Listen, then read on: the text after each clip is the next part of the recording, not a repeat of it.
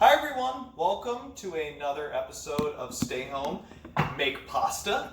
Happy Passover and happy Easter to everybody who's out there celebrating. In our house we celebrate both, so generally I do a bit of a Passover cheat day for Easter, which is when we'll be having this pasta. I'd love if someone tried to make it with matzah meal, so let me know if you do that. This time we are going to be making a sweet potato gnocchi in a brown butter sauce with, and I'm very excited about this, our friend Josh Dubin is a bit of a local Philly forager in his spare time, and he has collected a bunch, a literal bunch, maybe 4 literal bunches, looking at the size of it, of these beautiful ramps which are now growing in the area. So these are going to be mixed into the brown butter sauce to go along with the gnocchi. It's going to be delicious. All right, so let's make pasta. So for these sweet potato gnocchi, we're using about 3 medium-sized sweet potatoes that I have baked in the oven until they're fully cooked, and then pressed through a ricer. This is what a ricer looks like. Definitely worth investing in if you don't have one. But if you don't, it's fine to mash them up with a fork. Generally, you don't want to create too much starch, or else they won't hold together quite well. So that's the idea there if you're mashing up with a fork. Do it quickly, but don't stir it up. So I've erased those, I put on the board, I've let some of the moisture evaporate. One of the tricks with this type of gnocchi is that there's a lot of moisture involved. You don't want to add too much flour, but if you have too much moisture, it's going to be sticky and hard to deal with. So it's a little different from the other doughs that we've made. We're not going to be folding and kneading aggressively. We're kind of be bringing it together into a cohesive mass and then cutting it off and rolling it out. So I've got all my stuff, my mise en place set up over here for everything that I need. I recommend you do the same, measure out everything you need in advance, have it all ready so that when you actually come to bring this together, you're not going and weighing out or measuring out flour. So with that, let's get started. So as I said, 3 sweet potatoes. It's about 1 3/4 pounds worth of sweet potatoes here. Here, right on top, I'm going to add, this is about a 1/2 pound of 00 pasta flour. Might be, yeah, that's going to be good right about there. I'm going to use a little less than I had just because it's looking kind of like a lot. I have 1 egg, which I am going to pour over the center here. I have more flour nearby because I expect that I'll be needing it. And then here I have a little bit of, this is fresh nutmeg that we're going to grind over here. You don't want a ton of nutmeg. I follow the Julia Child rule, which is you want some nutmeg so it's there, but not enough that your guests say, "Oh, nutmeg!" So there's that. So we're going to a little sprinkle of nutmeg over the top. And that should about do the trick. And then we're also going to add some Parmigiano. And this will add kind of its own type of nuttiness, and also when it cooks it'll melt a little bit, it'll add some salinity. That's kind of a nice addition in here. So now with all of that, rather than getting my hands in there right away, I'm going to use my bench scraper and bring all this together. Again, without mixing it too much. We don't want to over mix this or else you will get really, really tough, not enjoyable gnocchi. This is meant to be something that's light and fluffy. So we're just gonna kind of use this bench scraper. And again, if you don't have a bench scraper, use a spatula, use whatever you have, and kind of push all of this together into one big mass. We don't need to be nearly as finicky and precise about our board as we were with our spinach tagliatelle with that egg-based pasta. It's not as much of a concern here because this is a little more rustic. So you see, we're bringing it together, getting a feel for, all right, do we need some more flour? I really do try to avoid too much flour because, like I said, we don't want it to be rough, but we want all this to be incorporated well. I am going to add I'm gonna add some flour right about now.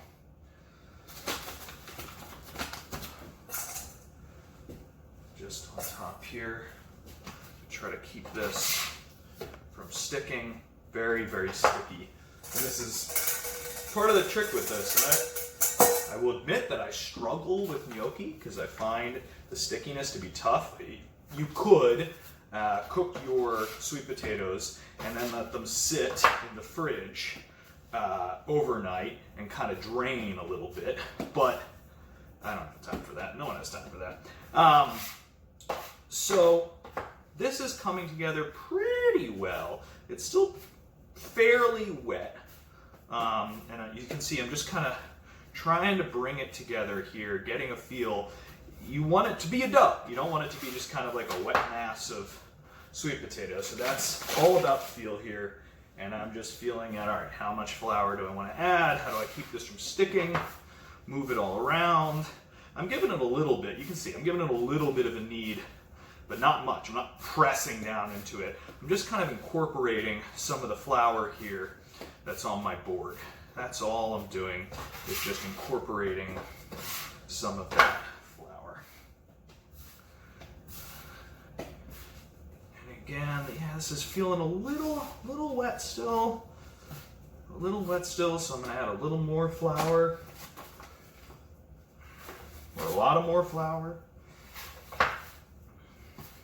Just to get this to a place where it's a bit more of a dough, a little less of a ball of wet sweet potato. About there. I'm getting happy. I think we're getting close. We're getting close. I'm going to keep scraping off my board, bringing all that into the center, adding that to the ball. Okay. Still pretty wet. Again, I'm going to do some more flour. And this is just, these are wet sweet potatoes. They could have dried out a little more. Need a little more flour, need a lot of flour. Whatever the dough is calling for is what you give it. So this is getting to a better place. We're still going to be sticky. Still going to be a little tough to work with, but we'll make do. So there is our dough. Again, I might give it a little more flour. I'm not sure yet. I think I'm gonna take it there, and we'll call it a day there. So now I'm gonna scrape off my bench scraper a little bit, get this to a nicer, cleaner place. What I have ready over here is my gnocchi board. So this right here, well, it's a carvol board and gnocchi board. It's kind of a blend. We're going to be running the gnocchi over those ridges. So we're going to roll this out into a log and then roll it over those ridges in order to shape the gnocchi. So that all came together very quickly. And now we've got this nice dough to work with.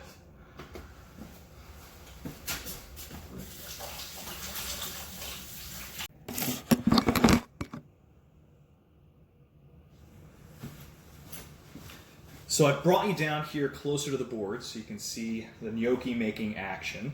I've cut our dough ball into 4 pieces, and now with some very well floured hands, I'm going to roll out this piece into a log. And then just delicate.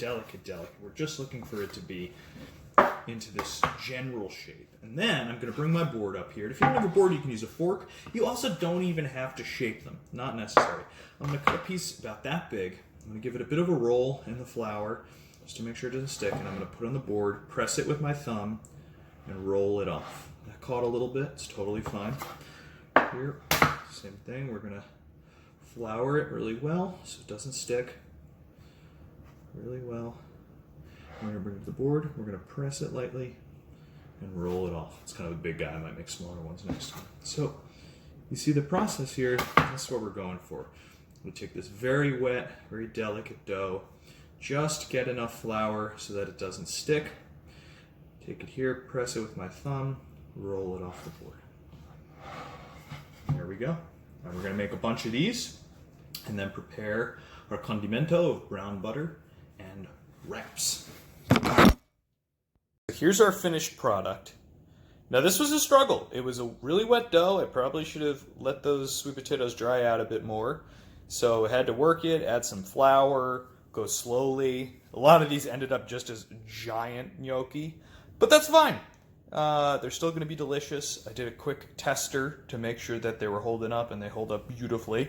So we're just going to have massive gnocchi, but they're still going to be light as pillows, going to brown up really well, and overall be wonderful. One tip that I'll mention is having a spot on your board when you roll these out that's just a big pile of flour. So when you cut pieces of your log, you can throw it into the pile of flour and then roll it off your board. Really helpful to prevent everything from sticking.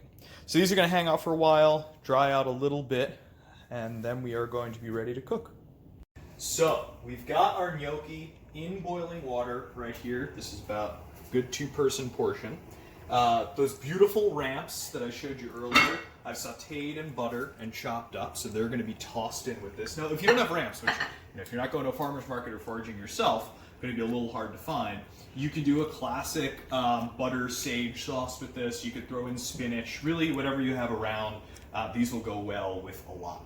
So after these cook, which they're going to come to the top of the boiling water, we're actually going to dry them on these clean kitchen towels I have over here, so that when they go into this butter, they're able to sear really nicely and get like a nice crust to them.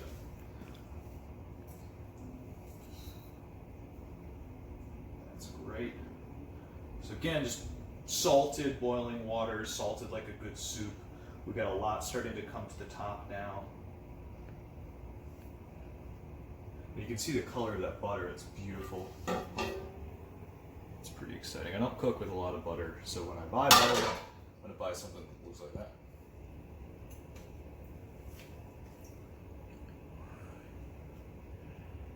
Just about there. I'm going to start scooping them off the top and laying them out here to dry off. And again, so this is so that we can actually get a crusty sear on these when they go into the butter and they don't start spattering everywhere. That is our goal with this extra step of drying.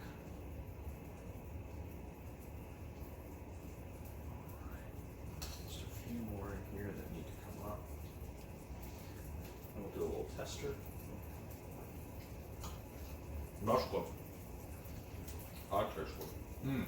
A little bit of sweetness from the sweet potato, just a hint of the nutmeg. That's really nice. As I said, I've been very nervous about gnocchi making, and it was bold to do this one on video, but we've got gnocchi. We've got gnocchi. There are gnocchi here. All right, these are coming off. Awesome. That one, I think, is our last. Right, so I'm going to shut off the heat. Move that off to the side. Just push this guy back so it's out of the way. All right, now we're going to turn to this butter, which is looking pretty good. So I was thinking about doing a brown butter sauce before. Just not sure how much butter I want to be using. Brown butter, we've cooked down some butter in the pan for about 90 seconds until it turns brown, and then we would take that and pour it on top. But this, I'm just going to try to get the sear, and then we'll see. So we're going to start throwing these in. They are sticking a little bit to the towel, so maybe you want to use parchment instead of a towel. Just pat them down on top. Who knows? So you hear that sound. That is them getting a beautiful, beautiful crust.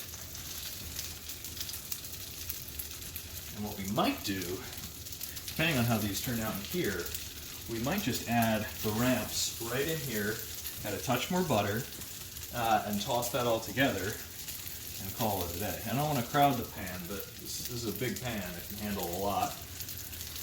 And I'd like these all to be cooking around the same time. So yeah, I might just add a bit more butter and try to fit everybody in here. One big happy gnocchi family.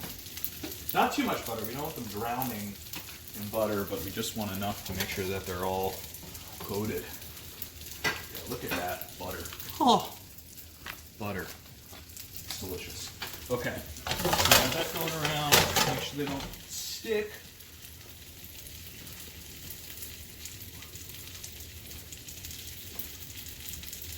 The butter's actually going to brown a little bit while it's in here, which is good. And that'll add a nuttiness in addition to just kind of serving as our agent for the syrup. Now I'm not going to move them around too much more because I do want them to develop that crust.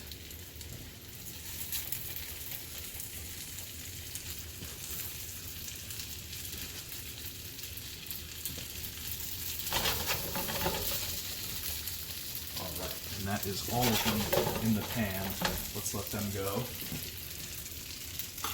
And as you see, one of the big things that I think is really important when you're trying to do pasta, when you're trying to do really any food, but pasta particularly because it comes together so fast, is you want to have everything set up and ready to go. So we had our water boiling, our butter melting, the wraps are over here cooked and ready to go. We got our station behind us where we're going to plate. So everything's ready so that when you hit those really tight timelines, you're not rushing and missing a step. I'm going to toss this in the fridge. That's a critical shot, returning of the butter to the butter tray. All right, so now these are in here. Let's give them a little toss together. Oh, see that? Can we get a little close-up on the browned, beautiful browned bits? That is crispy and delicious. Oh, that's going to be really, really nice. Really, and you see they're holding their shape. They still have their ridges. I think we did well here. I'm going to give them a little more time. I want to make sure they get, yeah, let's get up close in there to see that beautiful, see how it's getting that kind of dark orange color? That is awesome. I'm going to give them, I think they have enough salt on them actually from when I tried it before because the water had a good amount of salinity, and that's why seasoned water is important. Not only when we're using that water like in another sauce where we're trying to emulsify and we bring salt into the equation there, but it's actually seasoning your pasta. Otherwise, you're going to bite into the pasta and it hasn't really been seasoned through, just like you treat a meat. So we're going to keep that going. A little bit more, and then I'm going to get the ramps into here. And then, let's see, I think we're going to use a big old spoon. This is Grandma Marge's spoon, and that we'll use to plate this up. Beautiful. Oh, you see how the butter is just bubbling around each piece? That is really, really nice. A little more, just another flip. Make sure all the bits are around. I'm going to crank my heat just a bit. Now, this is a thin aluminum pan. It's a pan I have specifically for pasta. It gets very hot very quickly and can burn things easily, so I'm just constantly kind of turning this dial, making sure we don't get too hot at any point in time. Yeah. Awesome. Butter's getting a little darker. Okay, I think at this point we're going to add the wraps in here. So this is when you'd add your spinach. You could throw in your sage now if you're doing the sage sauce. So we've got enough color on these. I think that's a safe move. Maybe a second or two more. What I'm looking for is that every single piece, both sides of every single piece, is nicely crispy brown. So that's why I'm just flipping a couple of these that are a little bit untouched.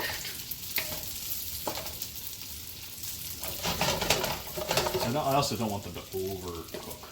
That would not be pleasant. Alright, so that's that. Ramps are going to go in. Toss these around a bit. Again, they're already cooked pretty much through. But now we're gonna. I didn't cook them fully because I knew I was gonna have this step where I'm mixing them in with the gnocchi. And I think I'm gonna give this a bit of pasta water just to create a little bit more of a sauce. That's beautiful. And the ramps have an amazing garlicky, oniony quality to them. So with the butter. That's going to be a delicious combination.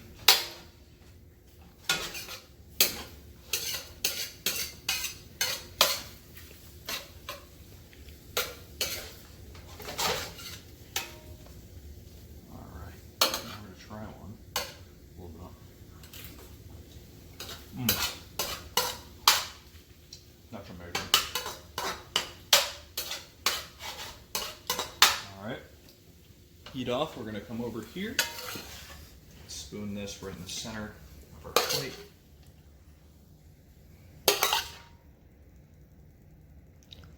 Gorgeous.